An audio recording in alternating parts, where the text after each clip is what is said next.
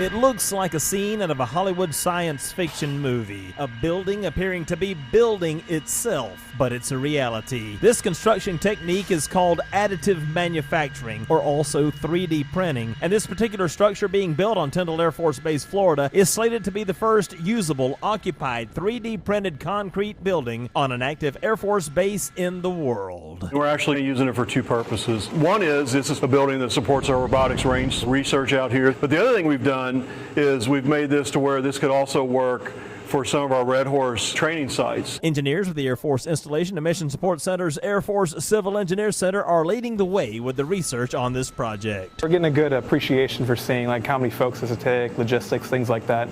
Kind of see potentially if it could be something we could use in the field in the future. The field test of this technology with an industry partner is one of the ways the AFIMSC is leaning forward to meet the Air Force Chief of Staff's Accelerate Change or Lose initiative. The work is a partnership between our team here in the Readiness Directorate by our R&D team. It'd be a great opportunity for them partnering with ICON, and also it helps us recover some of the infrastructure we lost from the hurricane. It does meet the new Unified Facility Criteria, which is the military building code for 3D printed structures, but this is the first 3D printed building that we know of, especially in the military, that actually meets what's called the Miami-Dade wind code standards. 3D printing has been around for a few decades, but in a smaller lab scale, often using polymer or plastic and even metal or other materials. However, using the same concept, this larger scaled 3D printed concrete building construction is a fairly new technology. There's a lot of creativity in the design that you could do that might not be possible at conventional or typical construction. Some of the shapes in there, they're based on mathematics, binomials, polynomials. There could be very specific applications where you might need to tailor the design and shape of a structure. For the Air Force Installation and Mission Support Center, I'm Brian Godden.